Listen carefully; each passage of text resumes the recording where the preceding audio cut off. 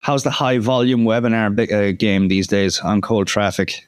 I've always got to laugh, right? Because every time I look here and there and everyone's like, webinars are dead. And I'm like, well, we're spending $100,000 a day running to webinars. So they seem to be working all right for us. I guess you just got to know how to use them, right? Are you operating on a lot of different traffic channels? Is it Facebook, YouTube, the usual? So it's mostly Facebook, actually. It's 90% Facebook. We have quite a hard time with YouTube lately. It used to be the other way around. It used to be all YouTube and not so much Facebook, and probably flipped around 18 to 24 months ago. And now we're just having a hard time getting YouTube scaling. I mean, we're still spending, 10, 15 grand a day, which to a lot of people is a fair bit of money, right? But most of it's going to Facebook. Yeah. One of the things that I was most impressed by with you guys is, and the reason why I think we're so aligned in terms of how we think, is that you guys make an awful lot of money on the back end.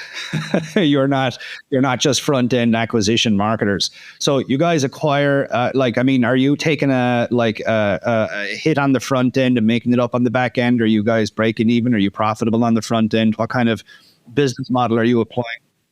Little tiny bit profitable on the front end, almost nothing. And then everything on the back end is cream. And it's funny, I speak to a lot of people about their traffic and their funnels and all of that sort of stuff. And this is a story you'd hear a lot. I hear a lot more than you'd think. They're like, I can't seem to scale. I'm running traffic and it's fine when I'm not spending much, and I go to scale and it all falls apart. Yeah. And I say, okay, tell me your numbers. What's your ROI? And they're like, I'm doing like a 7x ROI. And whenever I add a bit more money, it goes down to 5. I'm like, so? Yeah. If you're doing a 7x ROAS and if you double your profits, your ad spend, and it goes down to 5, well, you're making more money, right? And what we like to say in our company is you can't bank ROAS. It doesn't matter what your ROAS is. All that matters is at the end of the day is how much money you're making. And obviously that you're looking after customers as well. But from a business perspective, you can bank the profits. So we really optimize to profit, not to ROAS, if that makes. I mean, obviously ROAS is a step toward profit, but our ROAS is deliberately low. If my media buyers came back and said, guess what, we're doing a 2x ROAS on the front end, I'd be slapping them around saying, why? Go spend some more money, right?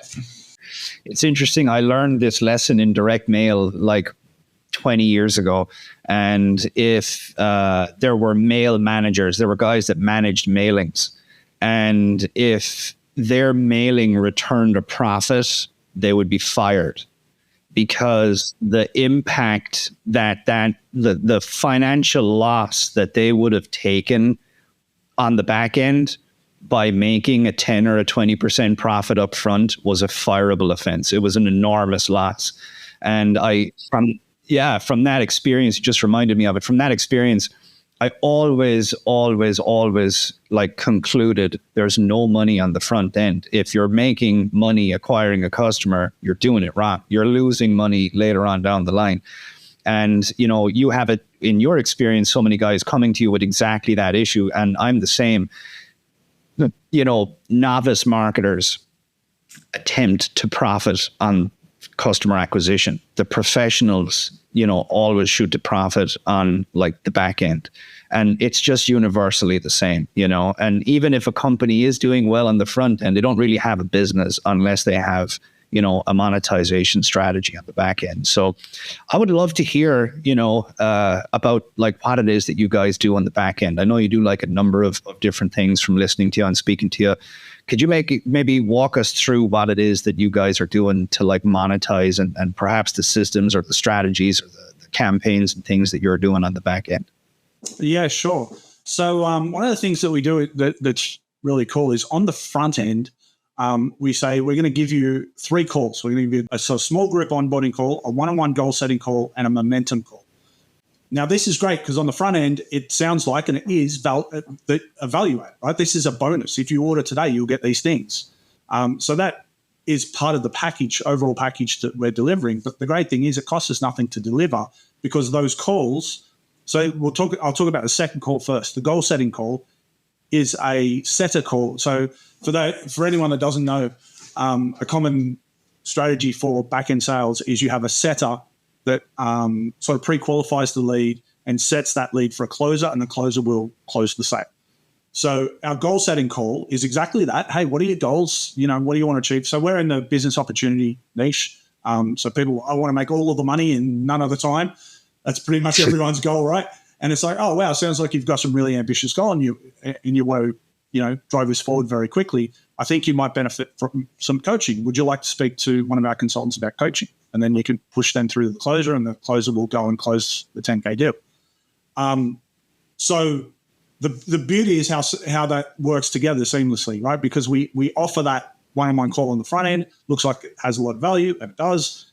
And then we do the goal setting, and then we push that off. So that's one way that we drive people into the goal setting. Now, the reason that we have before that a small group onboarding is that before we did that, we were just jumping straight to the goal setting. And that goal setter was dealing with I can't find my logins. Where do I go to register for the weekly group coaching calls? How do I do this? How do I do that? So they're just dealing with admin type stuff. And we don't want that person dealing with that stuff, right? We want them to be able to pitch or at least prepare the pitch for the closer. So that's why we moved out the small group onboarding calls, so they could deal with all of the customer service admin type stuff. So then on the onboarding call, at the end of the onboarding call, every time is, okay, guys, your very first step now is to go and book your goal setting call. Go do that now. I'll wait. And the person running the onboarding call will stand there and go, okay, I can see Mike's done it, and John's done it, and Mary's done it. Claire, we're still waiting for you to book it. Go and book your call, and actually hold them accountable right there on the call, get them to book it in. So if you enjoyed this clip and you'd like to benefit from more monetization secrets, go and register now for Monetization Daily. You can go to monetizationresearch.com to get it. It is a free newsletter that is absolutely awesome. It is delivered to your email inbox, and it contains lots of great monetization tips, tactics, and strategies that you will love. Again, head on over to monetizationresearch.com to get it now.